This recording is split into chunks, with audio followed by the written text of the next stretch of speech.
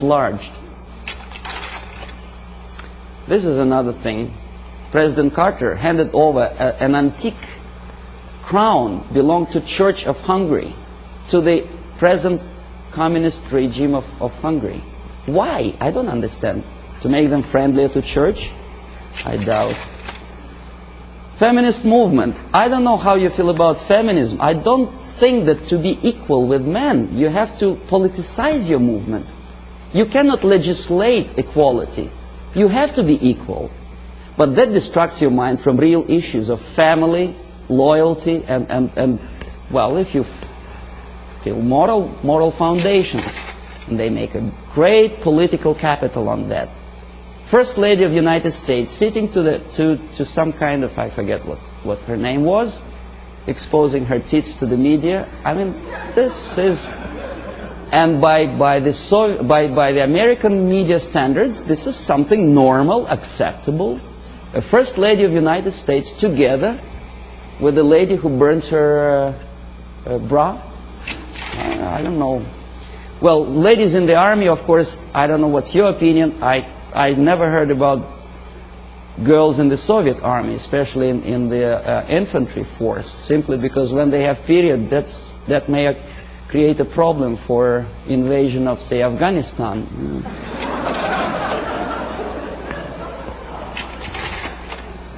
Again, the homosexualism. To be honest, me personally, I don't like the idea of homosexuality. I think it's unhygienic. But homosexuality in the army, making heroes of them, gays on the march. Why? Why to have copulation in a natural manner deserves a public opinion, attention, and a political force? Why to politicize something which doesn't belong to politics at all? In the Soviet Union, we have a joke: don't mix politics and prostitution. They are already mixed. We know perfectly well, the medical science proved that homosexuality leads to distortion in human psychology. This fellow killed 15 kids after molesting them sexually. We know that most of the agents who were recruited by KGB, including McLean and Guy Burgess, were homosexuals. But we are reading in the media that this is something acceptable. More than that, we are made to believe that these people deserve equal rights and respect. Well, that again is a debatable question, whether to like or not to like certain type of music. Me personally, I don't. These two nice ladies, one is younger, the other is a little bit older, both of them wanted, for some strange reason, to shoot President of the United States, defending the environment of the United States, the green trees and vegetation. Why it takes death of United States President to defend the environment, I don't understand. If you do, please explain. Then, of course, glorifying all kind of national liberation leaders, we naturally provoke our own kids to go into some strange liberation movement. You know who I'm talking about. This is the girl who was abducted by terrorists, and then she became terrorist herself, a daughter of a wealthy publisher. Naturally, there are thousands, millions of kids who loved, adored her courage.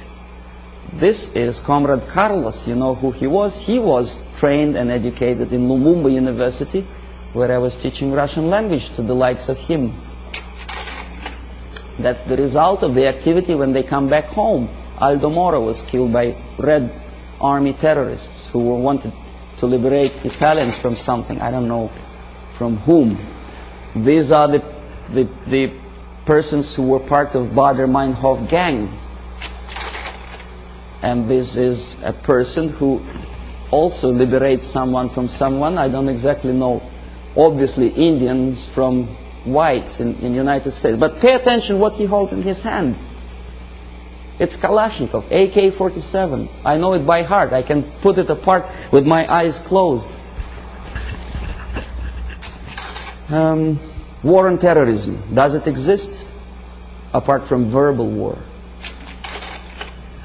This is what I have collected on a campus in Canada, Carleton University, Ottawa.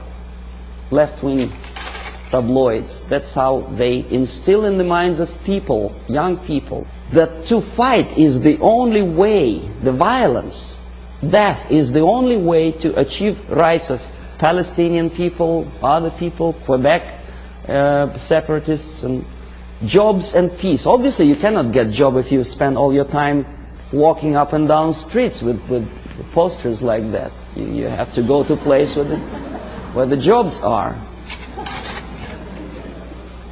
And of course, to find a job, the most unsuccessful way to find a job is to read papers like that.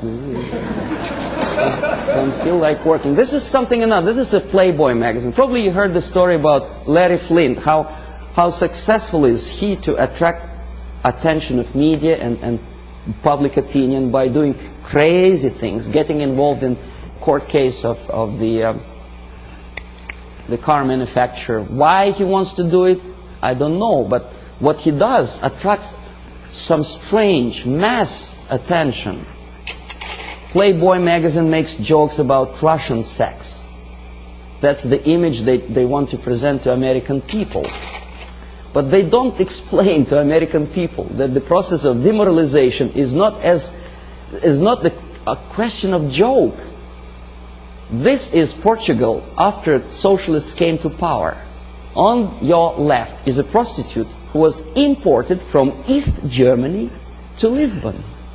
A communist prostitute in a country which is just had its successful socialist revolution. Very interesting. What for? To make money? No, I'll tell you later. On the right, pornographic literature in a country with strong Catholic moral principles. Well, I don't know how many people of you like to drink alcohol. I did. But I noticed that some ads in magazines have some strange desire to joke about alcohol. And the jokes are closely related to justification of Soviet, Russian presence. A prominent Russian joined the secret service. Something to joke about while you drink vodka. I don't see any humor in that. Do you? I don't know. Okay, this is a number of advertising of alcohol for which Canadians get into hot water. Comes the revolution, anyone can drink McGuinness vodka. Alberta vodka is superimposed on the picture of cruiser battleship Aurora. I don't know how many of you know that this is a historical relic in USSR. The revolution, communist Bolshevik revolution started with the cannon fired from that battleship. And obviously Soviet embassy was insulted, so they sent a protest note to Pierre Trudeau. And the picture was removed from the magazine. When I was teaching at Carleton University in Ottawa, my superiors forced me to do an IQ test with two groups of my students. The idea was to answer about 100 questions, to give answer, yes, no, or undecided. The more undecided or negative answers you give, the more, according to the compilers of this test, you are adaptable and useful to society.